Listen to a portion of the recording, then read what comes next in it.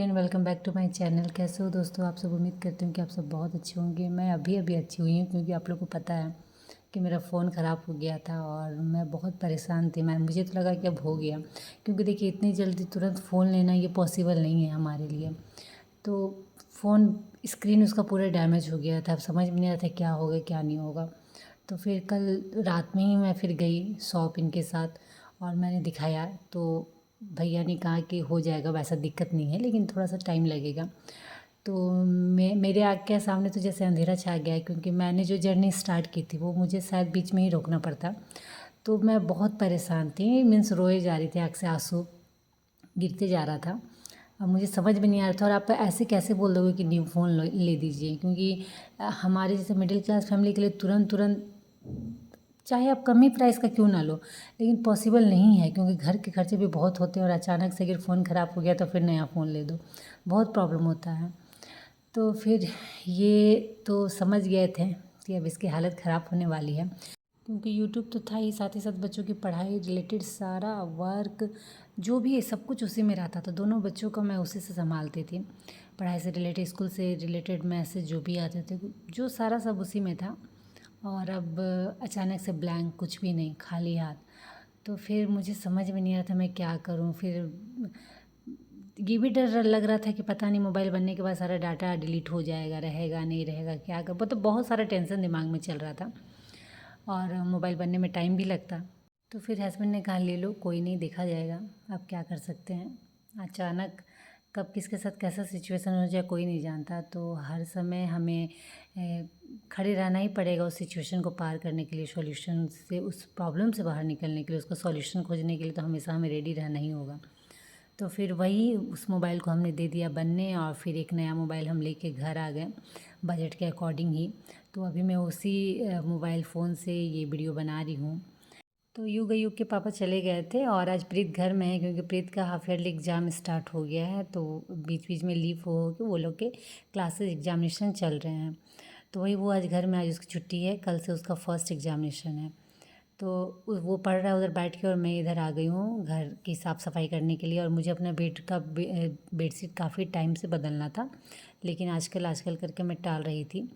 तो वही आज मैंने सोचा, मौसम तो ऐसे भी ठीक होने वाला नहीं है, क्योंकि बीच बीच में क्या हो रहा है ना, मौसम अच्छा खासा और फिर तुरंत फिर पानी। तो ऐसे में बेडशीट वेडशीट धो और अच्छे से नहीं सूखे तो अच्छा नहीं लगता है। तो इसलिए मैं इस चीज़ को टाल रही थी, लेकिन आज फिर मैंने कहा नहीं, बदल ही देती हूँ, वही अच्छा रहेगा। तो और ये इधर मॉर्निंग में कुछ बर्तन थे तो उसे मैंने वॉश कर लिया। और कल क्या हुआ था, कल इतना ज़्यादा टेंशन था कि वह यू का टिफ़िन निकालना भी मैं भूल गई थी, तो वो बैग में ही पड़ा हुआ था। तो मॉर्निंग में जब मैं टिफ़िन देने के लिए खोज रही तो वो टिफ़िन उसके बैग में ही है। तो वो तो अच्छा है कि मैं एक्स्ट्रा टिफ़िन रखती हूँ। तो फिर उस टिफ़िन को निकाल के मैं बाहर रखी और फिर दूसरे टिफ़िन में उसे लंच दे के भेजी हूँ। तो जब दिमाग में बहुत सारे टेंशन हो जाते हैं ना दोस्तों, तो सामने पड़ा हुआ काम भी दिखता नहीं है। नहीं तो मेरी आदत है कि बच्चे स्कूल से आएंगे और मैं उनके बैग से लंच और वाटर बोतल तुरंत निकालती हूँ और तुरंत उसे धोकर रख देती हूँ। लेकिन कल इतना सारा दिमाग में टेंशन चल रहा था कि कुछ भी नहीं दिख रहा था, सिर्फ मोबाइल ही सामने में पड़ा हुआ था और उसी के पीछे दिमाग लगा हुआ था कि क्या करूँ, कैसे करूँ, कैसे ठीक होगा, बहुत सारा टेंशन था। तो चलिए फाइनली कुछ थोड़ा बहुत कुछ अच्छा हुआ। कल इतना ज़्यादा मूड ख़राब हो गया था कि मेरे साथ क्या है ना, जब मैं ज़्यादा टेंशन ले लूँगी या ज़्यादा रोने लगूँगी तो मेरा सर पकड़ लेता है, मीन्स बहुत ज़्यादा माथा दर्द देता है। तो वही कल हुआ था मेरे साथ। तो आज सुबह थोड़ा सा मैं लेट से भी उठी थी, तो फटाफट सुबह छोला पूरी बना के युग को दे दिया था और काम में भी थोड़ा डिले हो गया था। तो वो होता है ना कि कितना भी आपका तबीयत खराब कुछ भी हो, लेकिन घर के काम में वो तो करने ही होंगे। और पता नहीं हमारी अब हैबिट भी हो चुकी है कि हम खाली नहीं बैठ सकते हैं। और मेरी तो खास कर घर को रहना बहना देख के मेरी तो और हालत ख़राब हो जाती है। जब मैं उसे अपने रूटीन के अनुसार में से घर का सारा काम ख़त्म करके साफ़ सुथरा करके जब मैं रिलैक्स होकर बैठती हूँ, तब मेरी बिगड़ी हुई तबीयत भी अच्छी खासी हो जाती है। घर मुझे साफ़ सुथरा चाहिए, क्लीन चाहिए, मैं ऐसे रहना बहना घर में नहीं रह सकती हूँ। फटाफट मैंने पूरे घर को क्लीन कर लिया है। झाड़ू लगाने के बाद मैंने साथ ही साथ पूरे घर को अच्छे से पोछा भी लगा लिया है और मैं आ गई हूँ किचन, क्योंकि प्रीत घर में ही है तो उसे नाश्ता देना था, वो नहा के निकल चुका है। और मेरे यहाँ क्या है, रोटी जैसे जैसे खाएंगे वैसे वैसे बनेगी गर्मा गर्म। रोटी ठंडा खाना किन्हीं को पसंद नहीं है और खिलाता भी नहीं है, इसीलिए मैं जैसे जैसे बच्चे खाते हैं वैसे वैसे मैं गर्मा गर्म रोटी एटलीस्ट बनाती हूँ। सब्जी उब्जी तो चलिए ठीक है गर्म भी कर लो, लेकिन रोटी को आप नहीं गर्म कर सकते हो।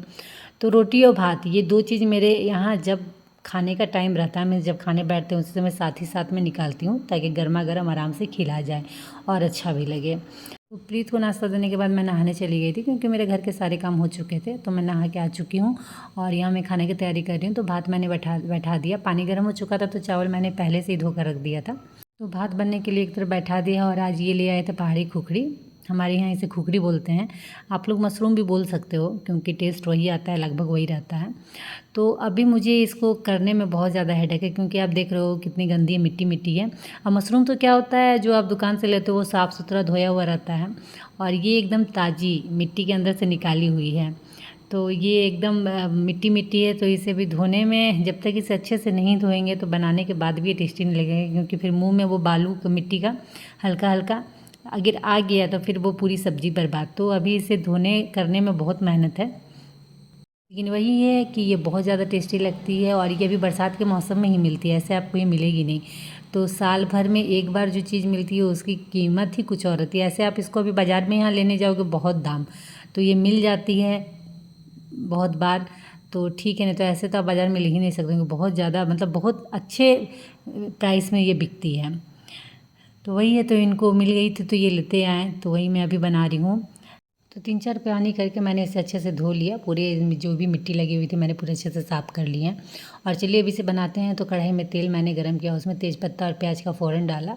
तो प्याज जब हमारा लाल हो जाएगा दोस्तों, तो इसमें हम धुली हुई खुखड़ी डाल देंगे और उसे फिर डालकर थोड़ी देर चला के छोड़ देंगे, क्योंकि ये पानी बहुत ज़्यादा छोड़ती है। तो जब पानी इसमें पूरी तरीके से निकल जाएगा और ये अच्छे से फ्राई हो जाएगी तो फिर इसमें हम मसाला डाल देंगे। तो मसालों में हमने लिया है दोस्तों प्याज, अदरक, लहसुन, जीरा घोल के, मिर्चा का पेस्ट और हल्दी पाउडर, मिर्चा पाउडर और थोड़ा सा मीट मसाला पाउडर डालकर इसे हम अच्छे से फ्राई कर लेंगे।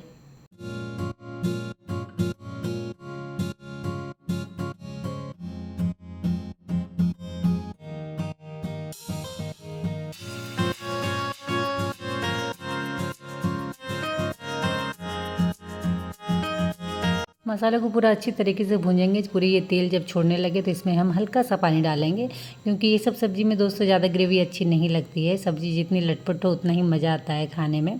तो इसीलिए इसमें एकदम हल्का पानी डालेंगे और स्वाद के अनुसार थोड़ा सा नमक और कुछ देर के लिए ढक के रख देंगे 10 से 15 मिनट। और ये देखिए हमारी पहाड़ी खुखड़ी रेडी है। तो ये सब करते करते युग का लाने का टाइम हो गया था, तो मैंने फिर इसको खाना दिया और मैं निकल गई युग को लाने। थोड़ा सा पहले ही चली जाती हूँ दोस्तों, क्योंकि फिर उसकी बहन आ जाती है तो फिर उससे आना पड़ता है अकेले। और प्रॉब्लम ये है कि वो लोग के बैग काफ़ी भारी रहते हैं, तो फिर उसे ढो के लाना पड़ता है। तो वो अच्छा नहीं लगता है कि बच्चे ऐसे भी तो स्कूल जाने के बाद बैग ढो ही रहते हैं और आने के बाद भी वो घर तक बैग ढो के लाएँ। तो इसलिए मैं थोड़े से पहले चली जाती हूँ। और ये देखिए युग आ गया है और ये दौड़ना स्टार्ट कर दिया है घर के लिए, क्योंकि स्कूल से आने के बाद बच्चे कब घर पहुँचे वाला रहता है। तो युग आ गया है तो मैं उसे खाना लगा देती हूँ और जब तक वो खाना खाएगा तब तक मैं इधर पूरे किचन समेट लूँगी। जितने भी बड़े बर्तन हैं सबको साफ़ करके रख दूँगी। साथ ही साथ ये सारा काम हो जाता है ना तो फिर हल्का हो जाता है। शाम में फिर आप जब आओ किचन तो फिर एक फ्रेश माइंड से फिर रात की तैयारी करो। तो फिर किचन में बर्तन वर्तन पड़े रहने से, किचन गंदा रहने से फिर वो काम दोबारा आपको करना पड़ता है। इसलिए साथ ही साथ ये सब काम निश्चिंत होकर आप निपट जाओ, वही ज़्यादा अच्छा रहता है। तो मैं तो ऐसे ही करती हूँ। बच्चे इधर खाना खाते रहते हैं दोपहर का, तब तक मैं पूरे किचन को समेट लेती हूँ। जो भी बड़े बर्तन वर्तन हैं उन्हें मैं साफ़ कर देती हूँ। अगर कुछ खाना बच गया है तो उसे छोटे बर्तन में डालकर पूरे अच्छे से सब को साफ़ सुथरा कर कर रख देती हूँ। तो उससे मेरे लिए भी ईजी हो जाता है, क्योंकि किचन में ज़्यादा बड़े बड़े बर्तन भी देखना अच्छा नहीं लगता। ऊपर से जब किचन आपकी छोटी हो तो उसे अरेंज करना एक बहुत बड़ा चैलेंज होता है अच्छे से।